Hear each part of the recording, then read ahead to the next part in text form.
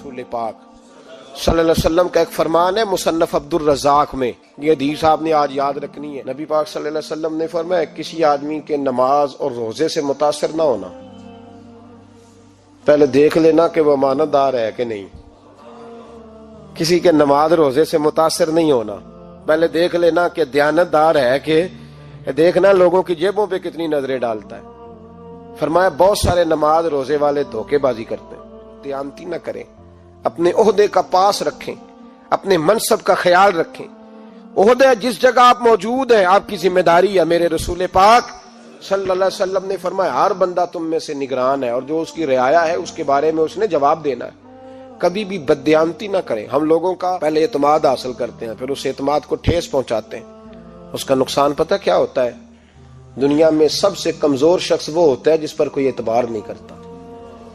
जिसका एतमाद जाया हो जाए वो आदमी बिखर जाता है। कभी भी धोखाधड़ी की पॉलिसी ना बनाए।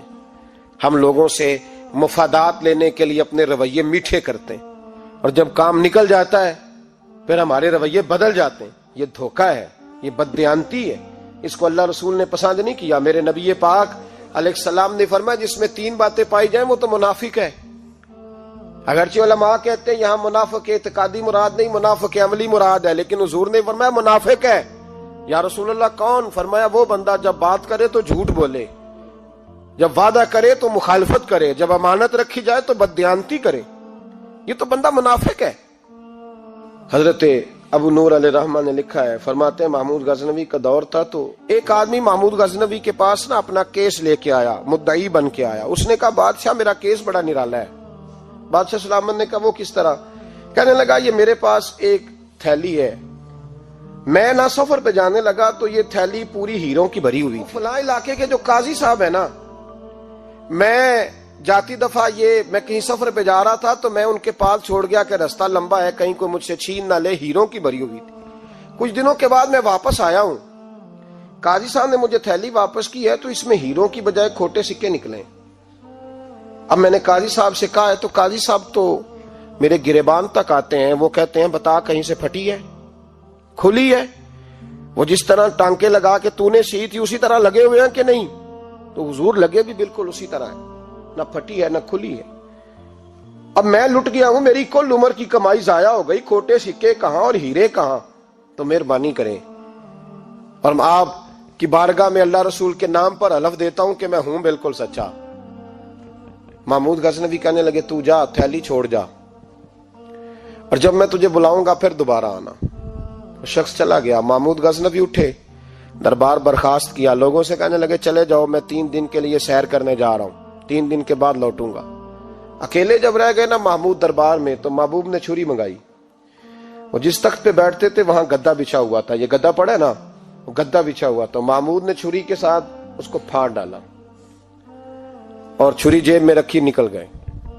कहने लगे मेरे बाद कोई मेरे दरबार वाले इहाते में दाखिल ना हो। महमूद चले गए। अब वो सफाई करने वाला जब आया ना, उसने आके देखा तो गद्दा तो फटा हुआ है। उसने शोर डाल दिया, पहरेदार भी आ गए, फलां साहब भी आ गए, फलां साहब। उसने कहा ओ खुदा के बंदो, उसका गद्दा फट गया है, वो तो मार डालेगा। उसने कहा था सिवाय सफाई और निगरानी वाले के दूसरा आए कोई ना, और यहां आया भी कोई नहीं। पहले दिन ही फटा हुआ है तो लटका देगा सबको, क्या करें? शोर हो गया, सारे दरबार के मुलाजिमीन इकट्ठे हो गए। एक बंदा बोला, कहने लगा फिक्र ना करो, मैं कैसे बंदे को जानता हूं, इस तरह सिएगा कि जिसने फाड़ा होगा उसे भी पता नहीं चलेगा कहां से फटा था। ऐसा बेहतरीन रफू करेगा कि पता भी। उसने कहा यार हम सारे 1-1 महीने की तनख्वाह देते हैं, तू बंदा बुला। वो बुला लिया उसको, उसका नाम अहमद रफूगर था। वो आया, उसको गद्दा दिखाया, उसका यार इस तरह सीना पता ना चले। उसने कहा फिक्र ही ना करो, मैं बड़ा कारीगर हूं। बड़े बड़े कारीगर लोग नहीं हमारे मुल्क में पाए जाते, कोई निशान छोड़ते हैं पीछे। बड़े कारीगर का पैसे होने चाहिए, बड़े बड़े कारीगर बंदे। आप यकीन करें ऐसा ऐसा फलसफा, ये उम्रा इबादत है ना, सरकार दो आलम सल्लल्लाहु अलैहि वसल्लम की बारगाह की हाजिरी बड़ी नेमत है ना। तो सऊदी गवर्नमेंट ने पाबंदी लगा दी, खैर उनकी भी ज्यादती है। इस तरह की पाबंदियां शरीयत इस्लामिया में जायज नहीं। अल्लाह के घर मुसलमान जब चाहे जा सकता है, लेकिन वो कहते हैं जी 2000 रियाल दे जिसने 2 साल बाद भी आना है। उन्होंने पाबंदी लगाई तो हमारे एजेंटों ने भी कई खास ट्रेनिंग हासिल की हुई है, पता नहीं कहां से सीख के आए, उन्होंने भी रास्ता निकाल लिया। ایک صاحب سے میں نے کہا کہ جناب وہ 2000 ریال لگ گیا تو کیا کرنا ہے؟ کہنے کوئی مسئلہ نہیں، پاسپورٹ نواں بنوا لو، گنجائش ہے، یعنی ہر شے کا حل ہے۔ تو میں نے کہا یار اب عمرہ کرنے جاتے وقت بھی بندہ دھوکہ دے کے جائے، اللہ کے گھر جاتے وقت بھی اس طرح کی حرکت کرے، کیا حال ہو گیا؟ ہر چیز کا لوگوں نے حل نکال لیا، ہر چیز کا لوگوں نے سٹائل بنا لی۔ ایسا نہ کریں، یہ درست نہیں۔ احمد رفوگر کہنے لگا اس طرح سیوں گا کہ پھاڑنے والے کو بھی پتہ نہیں، ان کا پیسے لے یار تو سی دے۔ اس نے سی دی، اگلے شام ہی لا کے بچھا دیا گدا۔ تیسرے دن بادشاہ سلامت آئے، آ کے پہلی نظر گدے پہ ڈالی، اس نے بلایا سب ملازمین کو، کہا کس نے سیا ہے؟ کہا جناب کیا ہوا؟ کہا یہ پھٹا ہوا تھا۔ کس نے؟ کہا نہیں پھٹا ہی نہیں۔ وہ کہنے لگے بنو بات، میں خود پھاڑ کے گیا تھا، تو بتاؤ صحیح سیا کس نے ہے؟ کہا جناب آپ پھاڑ کے گئے تھے تو بتایا کیوں نہیں؟ فرمانے لگے اسی لیے تو بتایا نہیں تھا کہ تم خود تحقیق کر لو، بلاؤ بتاؤ سیا کس نے۔ تو بلا لیا، احمد رفوگر آ گیا، اس کو جب بلا کے سامنے بادشاہ کھڑا کیا، کہا بھئی تو نے سیا ہے؟ کہنے لگا حضور آپ کے سارے ملازم کٹھے ہو کے آئے تھے، میری غلطی کوئی نہیں۔ کہا نہیں یار تو بڑا کاریگر ہے، میں نے اپنے ہاتھ سے پھاڑا تھا پر مجھے بھی نہیں پتا چل رہا کہاں سے پھٹا تھا۔ اچھا یہ بتا یہ تھیلی جو ہے یہ بھی تو نے سی تھی؟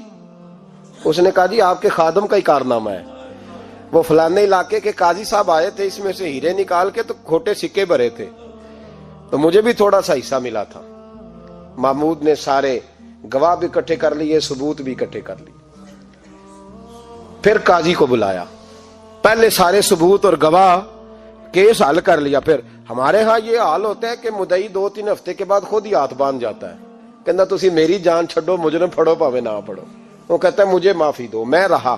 ظلم ہے نا، ظلم، زیادتی ہے کہ جو بیچارہ اتنے سوال مجرم سے نہیں ہوتے جتنے مدعی سے ہوتے ہیں۔ اب یقین کریں اتنے سوالات ہوتے، بیچارہ ہف جاتا ہے۔ یہ طریقہ درست تو نہیں، ایک لٹ گیا اور دوسرا طرح طرح کے سوالوں کے جواب دیتا پھرے بیچارہ۔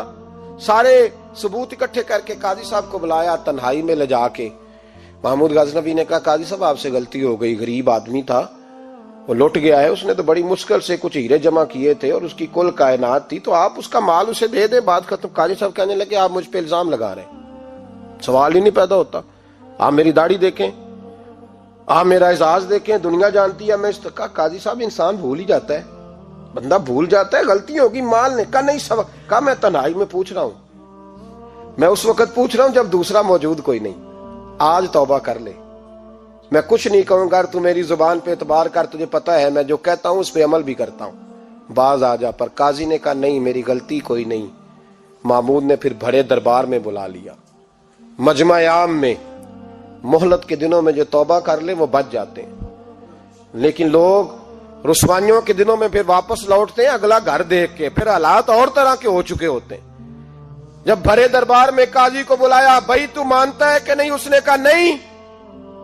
تو کہا بلاؤ احمد رفوگر کو۔ جب احمد رفوگر آیا تو بوڑھے قاضی کی ٹانگیں کانپنے لگی، جملے ٹوٹنے لگے، لفظ زمین پر گرنے لگے، بات صحیح نہیں ہوتی، زبان لڑکھڑانے لگی۔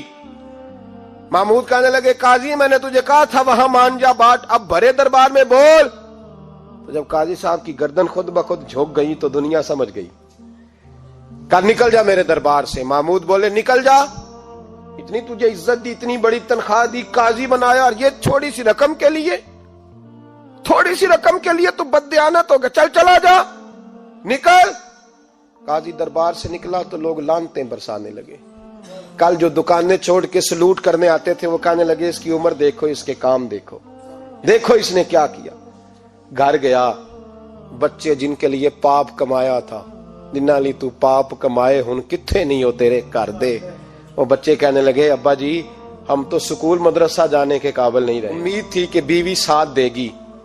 وہ کہنے لگی میں میکے کیسے جاؤں گی، گلی کی عورتیں طرح طرح کی باتیں بناتی ہیں۔ اور بھائی کامیابیوں کے بڑے سربراہ ہوتے ہیں، کوئی کامیاب ہو جائے تو سارے کہتے ہیں میری سپورٹ سے ہوا ہے، ناکامیاں ہمیشہ یتیم ہوتی ہیں، ناکامیوں کا کوئی سربراہ نہیں ہوتا۔ جب تک تو قاضی تھا تو بڑے بات تھی، ہر بندہ کہتا تھا رشتہ دار ہے، رسوائی ہو گئی تو وہ تیری آنکھ ہو یا سنگ ملامت کی چبھن، کون پہنچا ہے میرے درد کی گہرائی تک، دور شہرت میں تو یاروں نے کیا یاد بہت، ساتھ آیا نہ کوئی کوچے رسوائی تک۔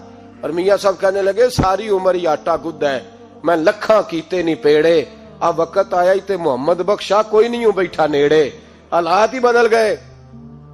قاضی خاموشی سے اندر چلا گیا، اپنی رسوائی سمیٹ کے بستر پہ لیٹا، نہ روٹی کی بھوک لگی، نہ پانی کی پیاس لگی، نہ نیند آئی، ساری رات تڑپتا رہا۔ سویرے گھر والوں نے دروازہ کھولا تو روح پرواز کر گئی تھی، دنیا چھوڑ گیا۔ حضرت ابو نور علیہ رحمہ بولے، فرمانے لگے یاد رکھو کبھی بددیانتی نہ کرنا، کبھی۔ یہ تو محمود غزنوی کی عدالت تھی، قیامت میں رب کریم کی عدالت لگے گی۔ اور فرمایا وہاں تو گواہی دینے والا احمد رفو گر تھا، قیامت میں تو تمہارے اپنے ہاتھ پیر گواہیاں دیں گے، ہمارا اپنا وجود گواہی دے گا۔ اور فرمایا یہاں تو لعنتیں دنیا دار برساتے تھے، وہاں فرشتے ہوں گے۔ اور قاضی کو تو موت آ گئی تھی، قیامت میں تو دوبارہ موت بھی کوئی نہیں آئے گی، وہاں تو رہنا ہے اور سہنا ہے۔ اتنی بددیانتی معاشرے میں، اتنی بددیانتی ہر جگہ۔ اس معاشرے کا بھی کچھ بنے گا جہاں دوائی بھی خالص نہ ملے، یا دوائی میں بھی بددیانتی ہو، لوگ اپنے بچے کو آکسفورڈ یونیورسٹی میں پڑھانے کے لیے غریبوں کے بچوں کے رگوں میں جو دوائی اتارے وہ بھی 2 نمبر۔ اتنا بڑا بھی کو بددیانت معاشرہ ہوتا ہے کہ لوگ یہاں تک دھندا کریں، یہاں تک کہ لوگوں کی زندگیوں سے کھیل جائیں اور ہمیں احساس تک نہ ہو کہ کوئی مر جائے گا، کوئی ڈوب جائے گا، کیا بنے گا۔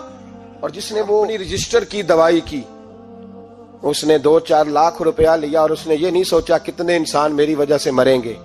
قتل صرف یہ تو نہیں ہوتا گولی مار کے مار دینا، لوگوں کی زندگیوں سے لوگ کھیل جاتے ہیں، لوگ تباہی کر جاتے ہیں، لیکن بددیانتی سے باز نہیں آتے۔ میرے رسول پاک علیہ السلام کے غلاموں، نبی پاک صلی اللہ علیہ وسلم نے ذرا سی بددیانتی، اور صحابہ کا یہ مزاج تھا، اتنی سی بھی کبھی ان سے غلطی ہوتی تو تڑپ